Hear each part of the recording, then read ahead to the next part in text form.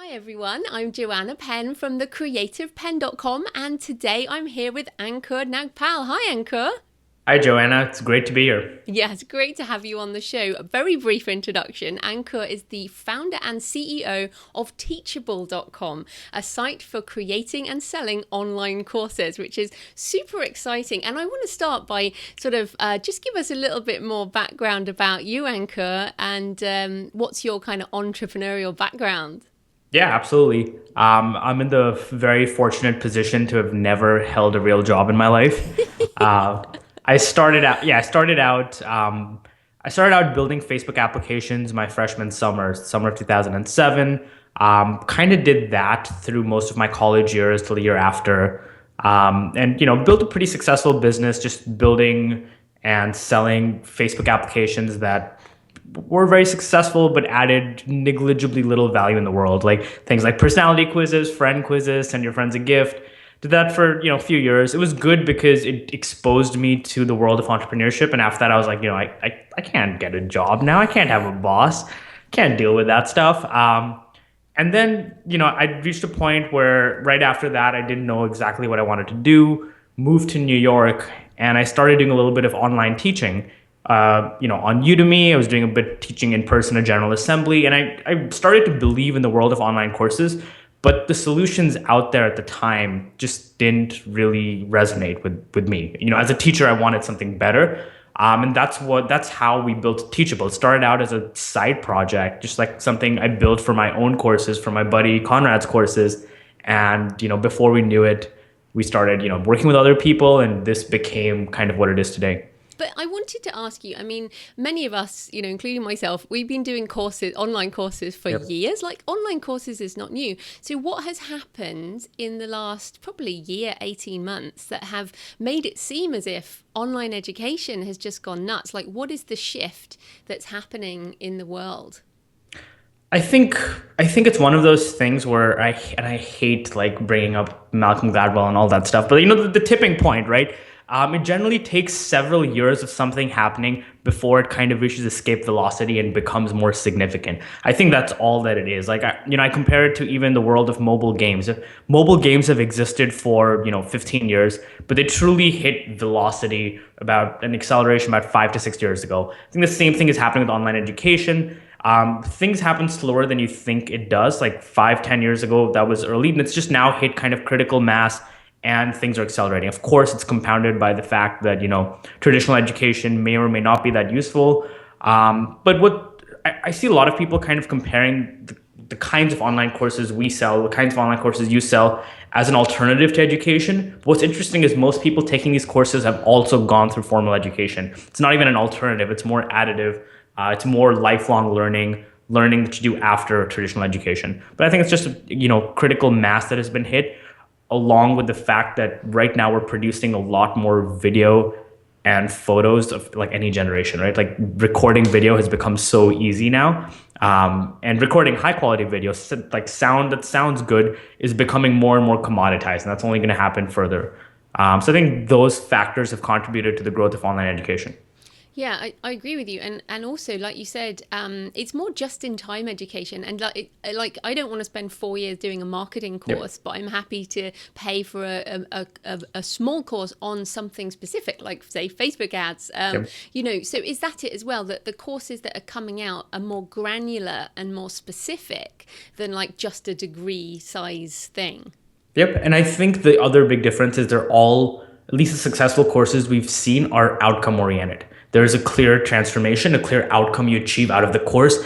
It's not a credential. You're not doing it because you have to. There's one specific outcome you want to get. And the flip side of that is, I think as a course creator, you should always think about my course. What is the one outcome for a student, right? What is the one transformation? Because that's what the successful courses are right now. Like, you mentioned Facebook ads for authors has a very clear outcome of what happens for you. Who is this for? And what is the outcome for completing the course? Which is different from traditional education, where very often, philosophy 101 does not have a specific outcome for that course. And what's succeeding now is courses with an outcome.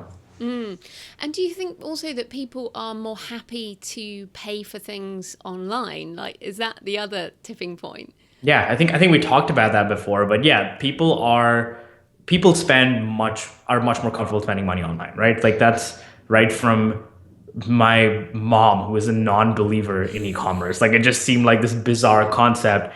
I have these like long lists of things I'm supposed to order from, because she doesn't live in America. But she sends me specific lists of, hey, go to Sephora, order this, go here, order that. Like that's just one anecdotal example. But yeah, I mean, we spend more money online all the time. And this has kind of jumped on that bandwagon. So the listeners are authors and they have books. So some are fiction, some are non-fiction. So what are the kinds of courses, because of course the great thing is that people pay more for a course than they do for a book. What are the types of courses that non-fiction and fiction authors can be thinking of creating? So for non-fiction authors, it's obviously a lot easier, right? Because a lot of times a course is almost the same content, just delivered in an interactive format. It's a little more outcome oriented. But there's a lot of successful authors, at least in the nonfiction world. I mean, right off the top of my head, David Cadavy, or Design for Hackers, created a video course almost as an afterthought, but the video course ended up making about 10 times more money than the book. We helped Ryan Holiday put together Growth Hacker Marketing, which was, from a $2.99 Kindle ebook to a $30, $25-$30 course that's now sold, thousands of units. And in these cases, for them, it was mostly just taking what you already have, making it a little more outcome oriented, like having the messaging be a little tighter, that this is the after, almost like those terrible fitness ads, the before and after. You paint the picture of the after a little stronger. It's the same content delivered interactively. You can, like, some elements are pretty easy to add. Like, a lot of people found it valuable to be able to ask the author questions, right? That's something that you can do in a course pretty easily. So you add that kind of stuff. We added a couple of quizzes and interactive exercises. And that was enough, for a $30, $40, $50 course. When you get to the hundreds of dollars, you want to, have it completely professionally produced. But the content is very, very similar for a nonfiction book. For a fiction book, it's a little bit different, because you need to think about what the outcome is. You need to think about, what is someone getting from my course? I've seen a lot of fiction authors kind of do what, I guess Nick Stephenson has done, what Mark Dawson has done, where they have gotten very good at one very specific part of the fiction writing process, and they sell that knowledge, right? Their outcome is, I'll show you how to market, I'll show you how to write. So for fiction authors, I would try and think about what else are you interested in, almost starting from scratch, but you have a natural advantage because you're a creator. You know how to create, so you still have an advantage. But chances are it's not going to be related to the book unless you're using yourself as the example and you're selling the art of fiction writing, or selling the art of marketing fiction, something along those lines. Yeah, so it's still a non-fiction spin on a fiction topic. So the biggest question I get is, how do I write a novel? So I am going to do a how to write a novel course, but it will be my spin on it. And the same with any books, right? I can do a course on how to write a novel. It'll be completely different to somebody else's course on the same topic. So that's fine as well, isn't it? Doing things that other people have done before. Yep. And we say this a lot, and it comes off as like this soft thing that like you don't really mean, but I do believe we're all qualified to teach in our own unique way, because we've all had our unique experiences. Like, no two teachers are alike. And for someone in the world, you are a more effective teacher than some other perceived expert, maybe because their life path looks like yours. Maybe they can relate to you better. So just because someone else has, and I keep talking about the example about John and Elliot from BitFountain, right? They taught people how to build iPhone apps, and they were not traditionally programmers. They had no qualified degree. They were competing against very large companies who taught iPhone programming. But their unique spin of being these two guys that are self-taught, that struggle to learn programming and finally taught themselves, that narrative was so much more compelling that made them better teachers. So it's the same thing that, I see a lot of people worried about, hey, I'm not qualified to teach. Chances are you have something unique in your story that makes you a more effective teacher to certain people. So it doesn't matter if someone else has taught it. You can put your own unique spin on it. Yeah, exactly. It's like podcasting. I mean, people, there's lots of podcasts, and people listen to the ones that they enjoy and that they resonate with. So it's a similar thing.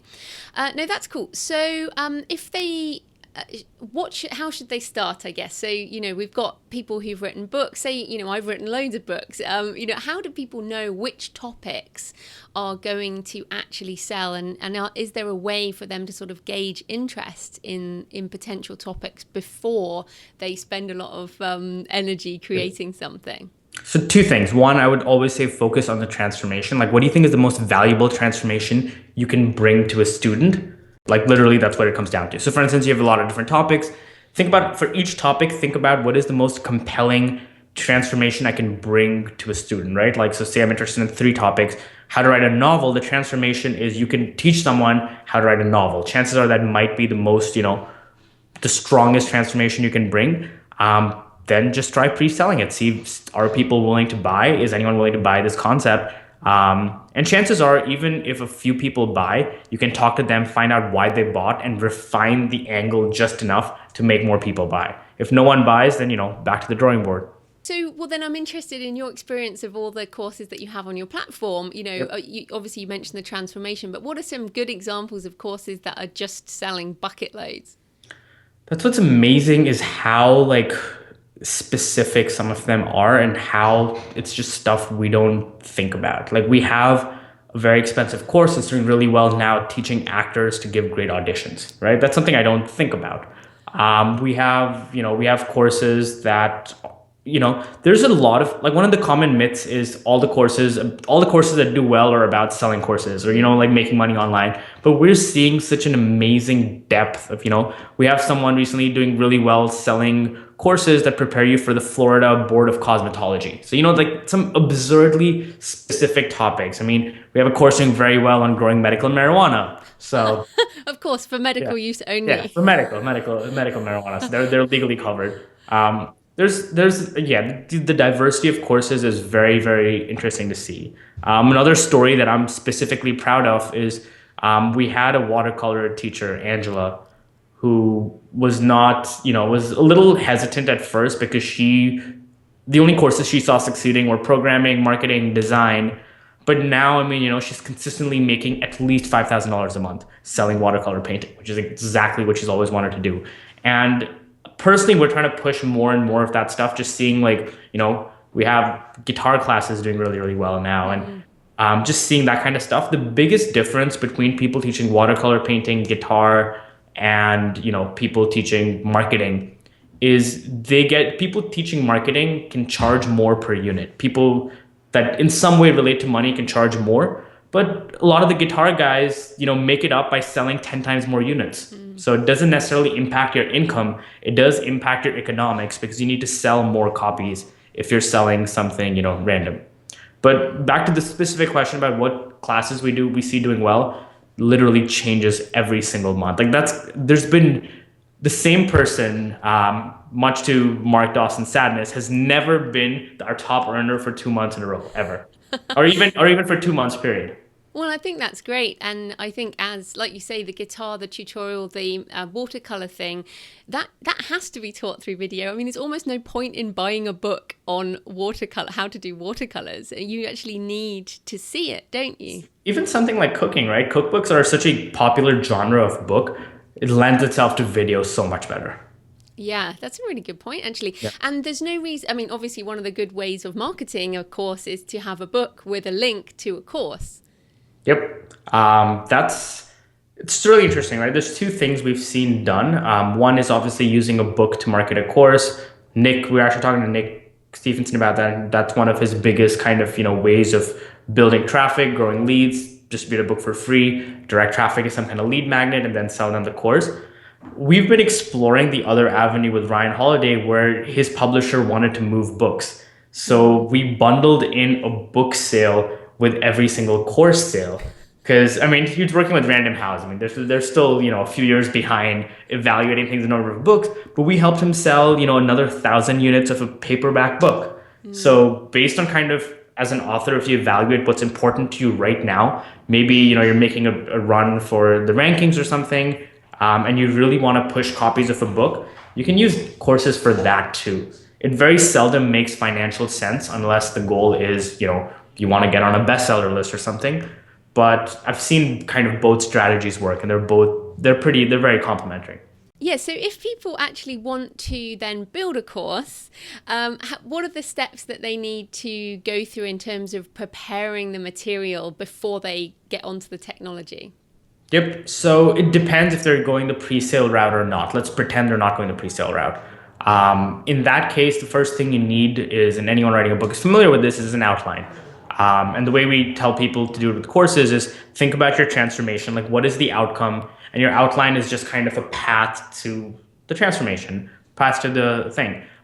So yeah, so what I recommend is first coming out with an outline of steps someone needs to take to complete their transformation. Under each step, have shorter lectures that help you accomplish that specific step. And then that's kind of almost your curriculum or whatever you want to call it. And then each smaller section is just a video you record. If it's your first course, I'd recommend keeping it simple. You can even use PowerPoint or Keynote. Basic slides and just talking over slides is good enough for your first course. The most important thing at this stage for someone creating their first course is to not be a perfectionist. Like, just understand the difference between a book and a course. A course is a living product. A book is not, right? I mean, yeah, you can edit your book and so forth, but a book, once it's out there, it's out there. Courses are iterative. You can, release one module of a course, talk to your students, and then release the second. And your course, and the biggest mistake I see people make is just, not internalizing that, editing their own videos over and over, being perfectionist about, an or an ah. But what you realize when you ship a course is your course gets better after you talk to people taking it rather than you editing your videos over and over. So Yeah. And I agree. And the same with podcasting. I try not to edit a lot of this, and I know I say a lot. Yeah. But human communication, when it's more face to face, which works on video, is people forgive a lot more than they do on a page. And you never get, like, as authors, we get emails that say, "Oh, your grammar was wrong," or "Oh, you made a typo," and you never get that with videos or with audio, do you? It just doesn't happen.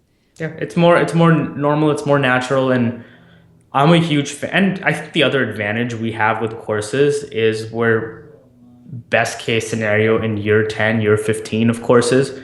In books, we're in year 2000. I don't know how long a book's been around, right? This is an art form that's been perfected and standards are higher. With courses, people are more forgiving. They will, people are I think 20 years from now, courses look very different. But right now, people are forgiving. People, and as a teacher, your focus should only be on getting students to the transformation. Again, back to the Bitfountain guys, like, they never showed their face on camera until they made $2 million in course sales, right? So, like, things that we think are important aren't necessarily important for certain topics if we help people reach the results they want. And they did. They had people go from a $30,000 job to a $70,000 job as a starting programmer. When you bring about that kind of transformation, so what if your slides aren't that pretty? Yeah, exactly. And people are paying for the result. Exactly. So once we've got the outline, and I agree, it is similar to a book, you're kind of structuring things, and then you're breaking that outline down into kind of even smaller chunks. So how do authors go ahead and actually record that material? What are some of the tools that they're going to need? Yep. I would recommend starting by keeping it simple. If you're on a Mac, use Keynote. If you're on Windows computer, use PowerPoint. It'd be nice if you recorded your face in the bottom right corner. You don't have to. I've seen courses succeed without it. Tools we've used on Mac, ScreenFlow is something we use a lot. People on Windows recommend Camtasia. I've not used it personally. Again, as long as you find something that records your screen, almost doesn't matter. If you want to be really quick, you can record video within PowerPoint and Keynote too. The goal here is to just get your stuff done, get your module out there, and start having people go through it. Just start having students buy it, even if you give away a few free copies, like, get feedback from real students who want to solve this problem.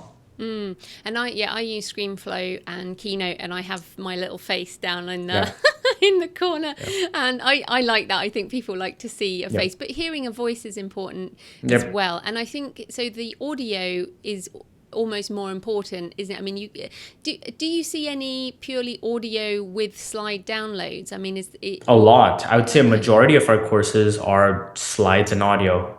Okay. I think a lot of, and it's totally fine, but I think a lot of people when they're first starting out I don't know if the word is self-conscious, but they don't want to put their face on camera. Like that happens, and I kind of felt like that initially. Like my first course did not; it was all slides, and then I realized if I just put my face on camera, I don't sometimes have to make slides. I save so much time. That's worth it. But then after a while, it's just something that I think it's a process a lot of people go through where they'll be like, hey, I don't want to show my face on camera. 2 videos in, they're like, screw it. Like let me just see what what's the let's just do it. First course, that question comes up a lot. Um, Yeah, it's something you get used to. Same with podcasting. I mean, I don't like my voice, never have, but you get over it. Yep. You just, and your voice never sounds the same to other people, right? It's just, but I think the human connection is super important as well. Yep. Okay, so I mean, obviously we can't go into everything now, and I'll do some links in the show notes so people can see a bit more detail on technology. But after they've made their videos, can you just kind of explain how Teachable works in the sort of setup? Because many people are kind of scared of the technology around kind of course hosting, for example.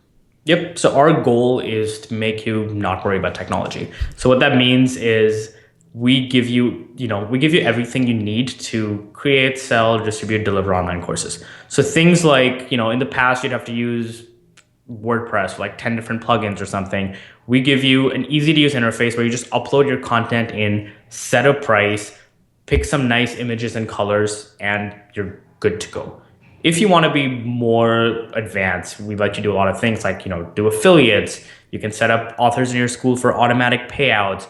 You can bundle courses together, sell a subscription. There's a lot of, you can completely customize your sales page. There's a lot of advanced features, but at its core, the most simple idea is we don't want you to worry about technology. I think it was actually you that said it. You're like, look, I'm a writer, I'm a creator.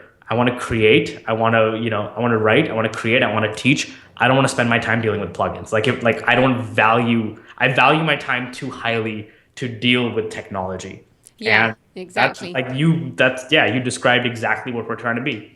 Yes, and I should say to everybody, I went through, a process of thinking I would build my own self-hosted thing and just got to the point of bashing my head against the wall, just going, I hate this. I do not want to deal with all these silly plugins, because it's actually it is easy on Teachable, but it's not easy without a hosted platform. So it's similar to people using WordPress as a website. It's easy if you use WordPress, and if you're trying to build something from scratch yourself, it's really hard. So that is very cool. And then one of the most difficult things I think for anybody is a sales page, which you do need. I mean, there has to be a way for someone to click a button to buy the course, and you do need some text around that. So what are some of your tips for sales pages? So the biggest thing is use Teachable. We've tested our sales pages a lot, but honestly, what's important with the sales page is, and there's a lot of great books on writing sales copy and so forth, but the biggest one lesson is no one cares about you. It's what you can do for the student, right? It's not, hey, I've done XYZ. It's like, what are you going to do for me and why? Social proof is obviously huge. Like, for instance, on our sales page editor, we've made a really easy way to add testimonial blocks. You pick someone's picture, you pick a quote from them, and it just looks like a good testimonial.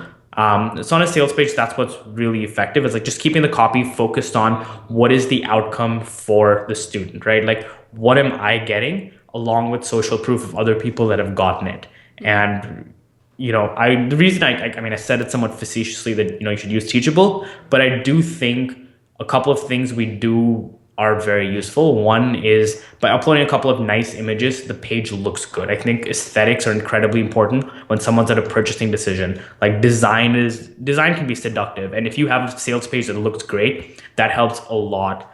The other thing that's important is having it be your brand. Your domain, for instance, can also sometimes add the professional edge where it concerns. And of course, this is obvious, people have been selling online products, but clearly stated risk reversal, which means somewhere on the page, you boldly call out the fact that, hey, if you invest in this and this is not for you, you get 100% of your money back, and maybe even you keep something. But those are kind of the critical components of a good sales page.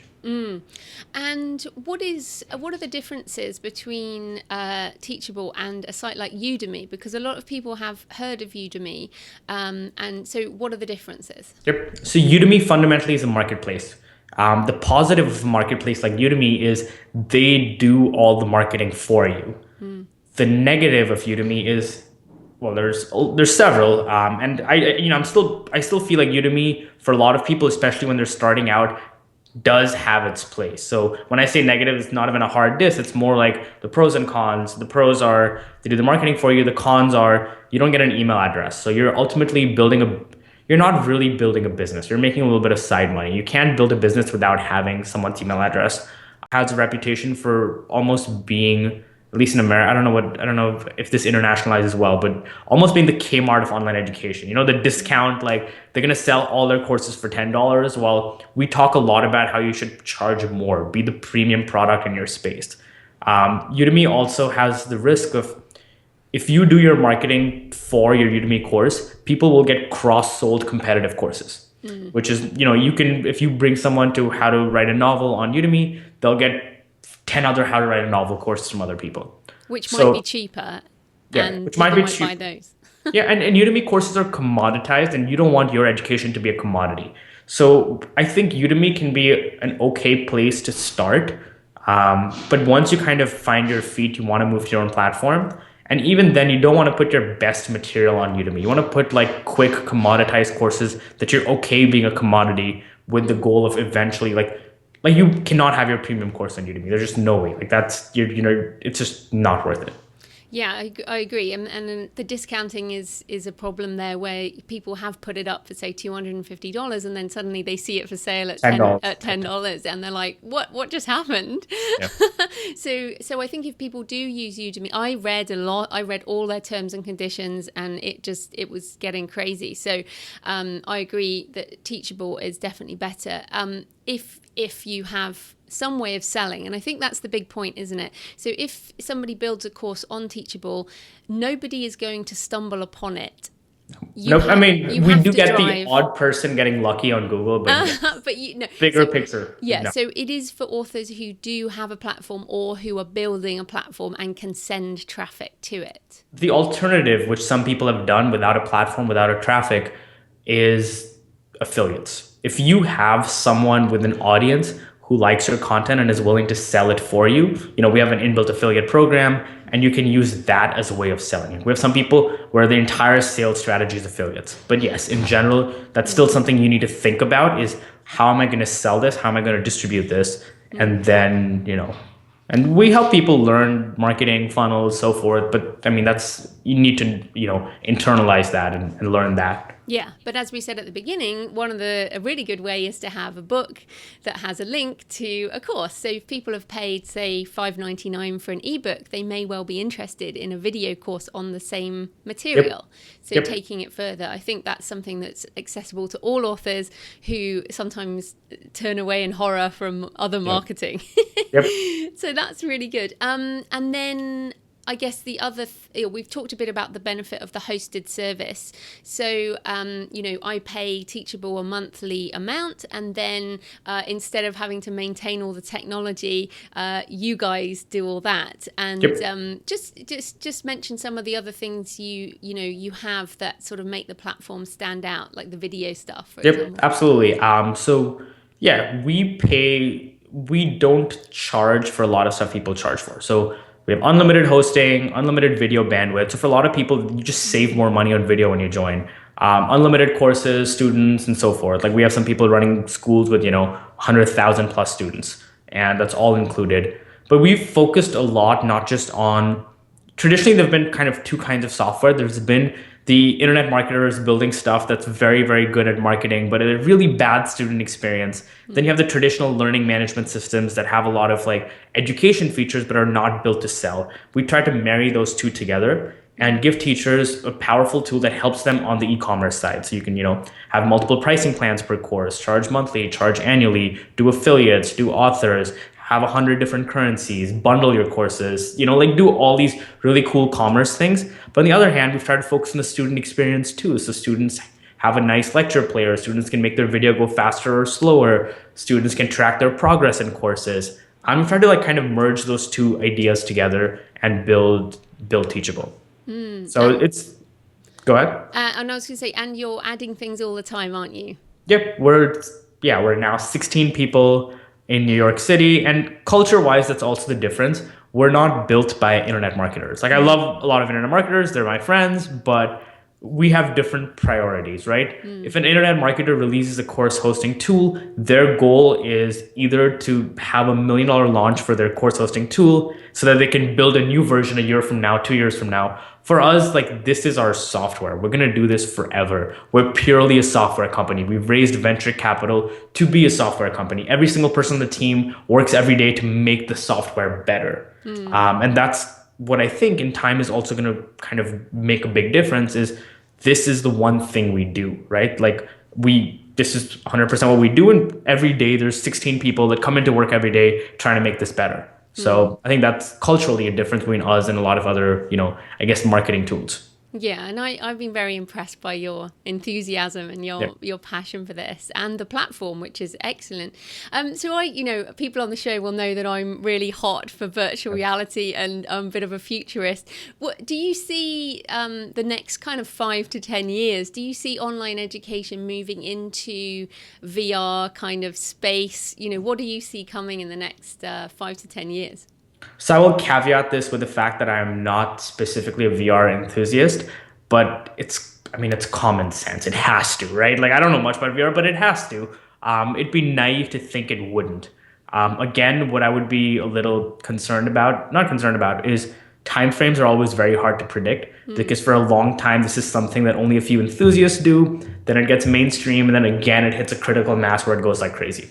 But I was actually watching a talk by Peter Gruber, the owner of the Warriors and a bunch of other owner of Men. He's very, very heavily invested in VR, and he's thinking a lot about bringing the stadium experience to your home. And I think the same thing has to happen with education, where whatever the perceived values of being in an actual classroom environment, all of that stuff. You can bring that.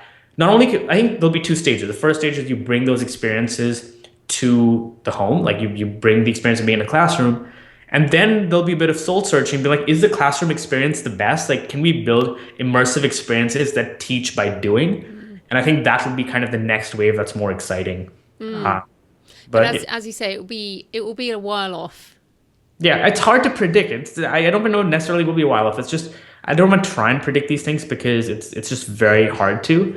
And personally, I believe as an educator or as a company in the space, I personally believe in letting it happen and then reacting really fast than trying to be at the forefront of it, unless you're doing it for passion. If you're passionate about it, then yeah, it totally makes sense. But if you're thinking strategically, I would wait until it's happening and then react really fast rather than try and be the first person in the space. Yes, so we should. It's funny in that way that podcasting really only, I guess, 2014 it really took off, didn't it? And video courses were at the end of 2015 as we record this. Yeah. So getting into video courses now is a good idea, right? It's not too late to get into this. It's actually just the start of a boom. Yep. If not, we're gonna be out of business. No, it is, and I also say that facetiously because the mission behind the company is not to be a video course hosting platform. The mission behind our company is to empower. We think the best teachers of the future will be entrepreneurs, and we want to empower them. And right now, video course is the best tool of doing that. But yeah, as in if VR becomes a thing, that's what we'll do. Our goal and what we ultimately think about all the time is how can we empower more teacher entrepreneurs, more people that are not just teachers, but running their entire business themselves, making a financial gain from their teaching. Because for too long, I feel like those two things have been divorced. Like the idea of being a teacher and almost being a capitalist, making more money when you teach better or whatever. Those two concepts have been divorced. And we believe you're going to have better, more motivated teachers with that financial outcome. And, there can be full-time teachers, self-employed teachers, and that's what, we're excited about. Fantastic. So where can people find you and Teachable online? Awesome. To Teachables at teachable.com. We're no longer, for people watching this that have heard of Fedora, we used to be called usefedora.com. We're now teachable.com. Personally, I think the best way of getting in touch with me is on Twitter. I try and maintain an active Twitter and mostly fail, but it's still probably the best way of getting in touch. It's my full name, Ankur Nagpal on Twitter. Fantastic. Thanks so much for your time, Ankur. That was great. Thanks, Joanna. It's been a lot of fun.